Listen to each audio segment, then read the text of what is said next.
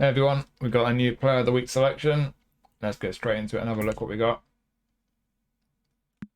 So first off, we have a 4-star goalkeeper for a change.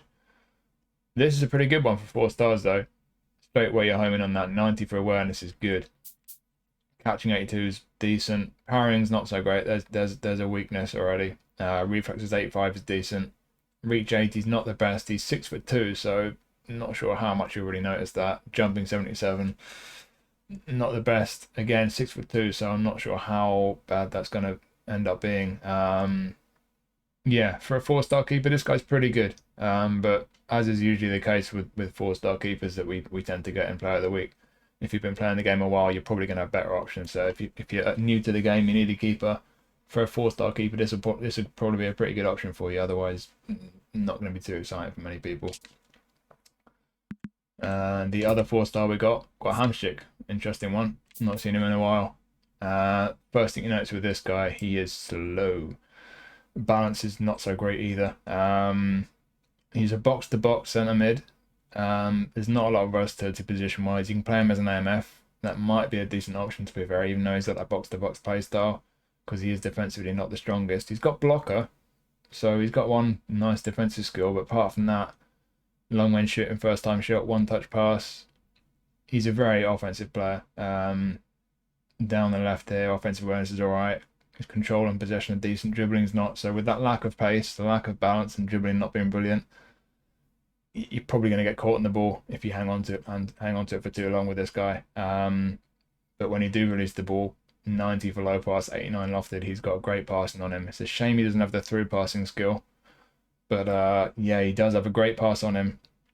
It's just the lack of mobility with this guy is going to really hamper him. So yeah, he is a 4-star, of course, 91 rated. A lot of people I think will be fans of Hamsik. There have been some really fun versions of him on recent editions of the game. But yeah, he's got quality. Just be careful with him.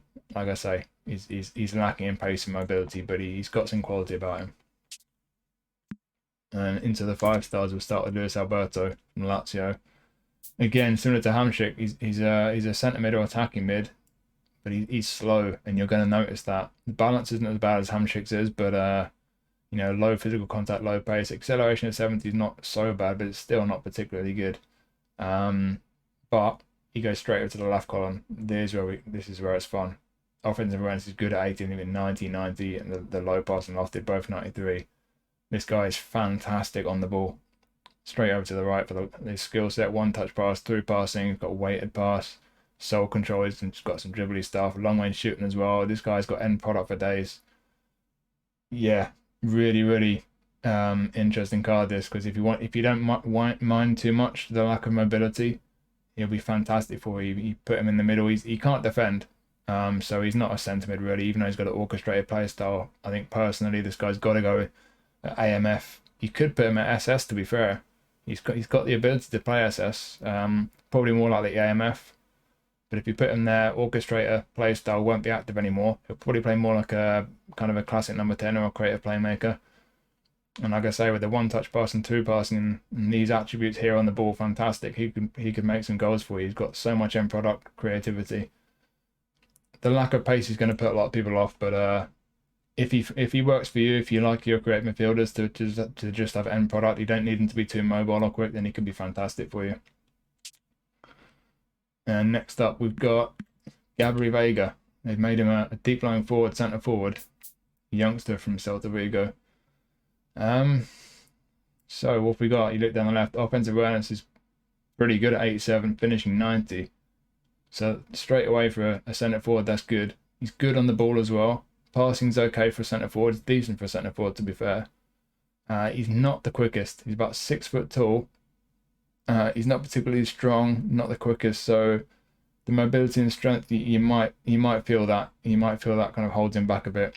Looking at his skills over here, long range curler, dipping shot. He doesn't have first time shot. That's a big miss for a striker. Does have one touch pass and through passing. I think this guy's usually an attacking midfielder, so he's going to have most of his usual skill set, and I guess one touch pass and through passing skills he usually has. But for a centre forward, those are very interesting ones to have, especially with 78 for low pass, which for a centre forward is decent. You could drop him back and play him as an AMF, but I think you would really notice the low pass being 78. It's not particularly great. But as a centre forward, I think this guy would probably be decent if you can handle the fact he's not the quickest. He's pretty tidy on the ball, and like I say, for a striker, his passing is good, especially with the one-touch passing through passing skills. But I think that lack of pace you might notice, and certainly I'd be wary of the lack of first-time shot. You will notice that, and of course, deep lying forward is not the play style everyone likes for a striker. He is going to drop deep and not make as many attacking runs. But yeah, another one of these cards where if he suits your style of play, if he fits in for you, then he could be a really interesting card for you. But he's not going to be for everyone. Sergio Ramos might be one of the last Sergio Ramos cards we got. Extra front man again. He's got the skill set you'd expect from Ramos, some good defensive skills in there. Defensively, there's one thing we're going to notice with a lot of the players that we've had released today. Got some good ones, but some bad ones. There's a real imbalance in the defensive skills in a lot of the centre backs that have come out today. So you see here, 89 for awareness, 88 tackling, 90 aggression, then it dips right down to 77 for engagement. It's quite a drop. That's a weak attribute there, 77. He's slow, as you'd expect for a 36-year-old. Physically strong, good in the air. Stamina's not great. You might start to tire late in the game, especially if your opponent has got pacey forwards. Good on the ball for a centre-back. Some good attributes down there. I think, again, if you don't mind your centre-backs being a bit slow, if you want someone who's more physical, he could be good for you, but it's not just the lack of pace you've got to be mindful of. Like I say, that defensive engagement at 77, you're going to notice that. It's going to hold him back a little bit. He could get found out in some situations. So if you're a fan of Ramos, could be a fun card to have, but he does have those weaknesses to be mindful of. Then we've got another centre-back, Alderweireld. He scored the goal that won the league for Antwerp. That'd be the reason why they've put him in. First thing I notice here, he's got a really good selection of skills, interception and blocker. He's got aerial superiority in heading, man marking, acrobatic clearance. He's got a load of good skills, and he's got long range shooting. They've thrown that in there. Similar to Sergio Ramos, though, he's slow, as you'd expect for quite an old player. And then you look down that centre, some great defensive stats, and then a really poor one. It's the same again. Like I say, this is what they've done with a bunch of centre backs today. That engagement you will notice in some situations. It's a shame, really. And again, he's not the quickest. He's not as strong physically or aerially as Sergio Ramos, but he's not weak either. He's 6'1", 6'1.5", I think. Jumping's not brilliant, but he does have aerial superiority and heading. Down the left, he's not bad on the ball. His passing's good. Ball control's decent. These two not so great, but his passing is good for a centre back. But again, it's hard to know what to make of these centre backs today, where they've got some good and some bad. He's got fantastic awareness and tackling there. He's quite aggressive. It's just that defensive engagement, 79, alongside the fact he's quite slow. He's going to get found out in some situations. So he could be an option, especially if you're a fan of the guy. If you're Belgian, maybe a Spurs fan, he could be a really fun card to have. But he does have weaknesses to be mindful of. And then we have a very interesting card. Chiesa from Juve. They've made him a centre forward goal poacher. Normally a wide forward, Chiesa. I think prolific winger normally, but this time centre forward. So offensive awareness good, on the ball good, passing for a striker decent, finishing 87 is good, and over here, as you'd expect, he's quick. He's got 82 for speed, which is good. Got great acceleration, so he's very quick off the mark. Good kicking power, balance and stamina are decent. You look at the skill set though, and similar to Gabri Veiga, we don't have first time shot. You're going to notice that. It's just going to make it that little bit harder to get your shots away first time. It's a big miss for a centre forward. He's got his dribbly stuff, as you expect, long range curler. Always a useful one to have. Pinpoint crossing. His lofted pass is 73, so I'm not sure how useful that's going to be. Track back. He's got a super sub, which is a good one to have. This guy could be a good one to throw off the bench in the second half. Bit of pace up front, getting good positions with that offensive awareness, good finishing. Yeah, he's a very interesting card, this Chiesa. Good, really good pacey goal poacher. It's just that one big miss, his first time shot. You're going to notice that, but outside of that, he is a good card. It's an interesting card, this one. And then we have Zaniolo at Galatasaray these days. This is a good card. I think this is one of the better cards in this pack. So he's a right midfielder. He can play right mid or wide right forward. but he can also play AMF and SS. And first thing I look at there, hole player. So if you play into the centre, that's where play style becomes active, and hole player is a really dangerous play style. He'll be making attacking runs, getting into spaces. Look at his skill set down here, long range curler. He's not got great curl at 68, so his long range curlers might not be too effective, although finishing 79 is not bad. Dipping shot, rising shot, long range shooting, one touch passing, through passing, and pinpoint crossing. So he's got some good skills there for a creative forward. He's got excellent speed there, 90 for speed, 81 acceleration, so he's quick. His balance isn't the best. Physical contact's decent for an attacking midfielder or a winger. Stamina's not the best. Down the left, offensive awareness 79, it's not bad. Very good on the ball there. Ball control is fantastic. Really good dribbling. Tight possession is not brilliant, but it's okay. Passing's, depending where you play him, that's pretty good. It's not brilliant, but it's pretty good. And then finishing 79, as I mentioned before. So he's got end product. You look at those attributes, and then you look at the skills over here. He's got end product, and with that speed, you could play him either on the right or through the middle. So he's versatile. Personally, if he can play through the middle and he's got a hole player, I would look to make the most of that. Put him in as either an SS or an AMF.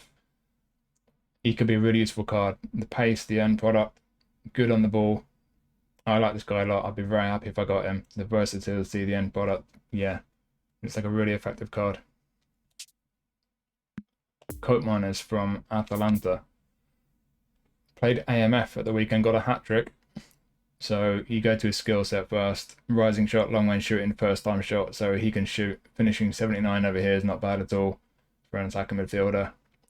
As you'd expect, he's still got one touch pass, through passing, weighted pass, pinpoint crossing. So, you know, normally a creative midfielder, either DMF or CMF. I think he's a box-to-box currently on his base card.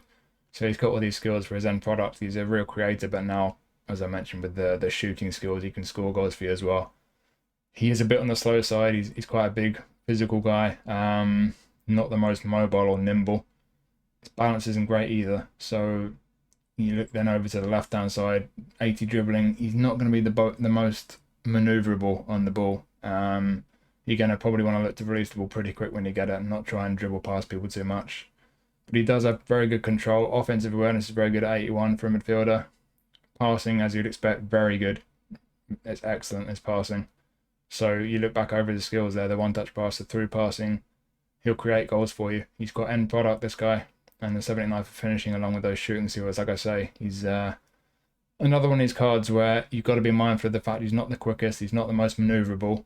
So if that's going to be an issue for you, if you like your players to be quick and you like to be dribbling past players, he might not be your cup of tea, but if that's okay for you and you're more focused on the end product, it could be fantastic, could be a really interesting card for you. And then we have Rafael Leao, yet another Rafael Leao. This time we have a whole player AMF. So with that whole player playing style AMF, he can still play as a striker or wide left, but if they're going to make him a whole player AMF, the first thing you're going to look at is passing, and it's not good. For a guy who's 94 rated attacking midfielder, it's really not the best. And so then you look over here, okay, does he have one touch pass? Does he have through passing? No to both. So even though they've got him down as an AMF and as a whole player, I don't think that's really where you're going to want to play him. You look at what else he's got. He's got long range curler, rising shot. Super sub is a really useful one to have. But yeah, in terms of product, it's really just the long range curler and rising shot. No first time shot, no long range shooting, through passing, pinpoint crossing. He's got crazy pace. He's got good balance down the left here. Offensive awareness is good. Finishing is good. You're probably going to want to put this guy up front or as a wide left forward. It's pretty much where most people would usually play the other versions of this guy. Ball control is excellent. Dribbling is fantastic, as it usually is with him. And if you're playing him as a centre forward or a wide left forward, suddenly his passing is decent in those positions. It's not brilliant, but yeah, personally, I think you need to ignore the fact they've made him an attacking midfielder, whole player. It's not where he's going to be best. He's going to be best wide left or as a centre forward. And on that basis, it's pretty much just another Leao card. But with that being said, there's nothing wrong with yet another Leao card because he's very good. And if you're going to play him in a way that makes the most of the qualities he does have, it could be a very good card for you. And then lastly, they put Benzema in. I think the only reason they put Benzema in is just because he's retired, or because he's left Real Madrid, I should say. Yeah, what to say really. It's another excellent Benzema card. Deep lying forward again. Offensive awareness 90, finishing 90, outstanding. Heading 85 is good. He's got the heading skill as well. He's excellent on the ball for a centre forward. His passing and low pass at 82 is very good for a centre forward. He also has through passing to go with that, so he can create chances for you. And for a deep lying forward, that's important because he is going to drop deep quite a lot and get involved in the build up. Not the quickest, but he's not the slowest either. Same kind of thing with his physical contact and balance, not particularly high, but could be worse. As you'd expect, first time shot, acrobatic finishing, as I mentioned, he's got heading, and that through passing could be key as well for a deep lying forward. It's just an excellent Benzema card, really, and it might be the last chance you get to get a good Benzema card with him moving to the Saudi League now. So yeah, there you go. An excellent 97 rated Benzema card for you. Some interesting ones in there. As I mentioned personally, I think probably Zaniolo would be the one I'd be rating the highest out of these, alongside probably the Benzema one. I think Zaniolo is the most interesting.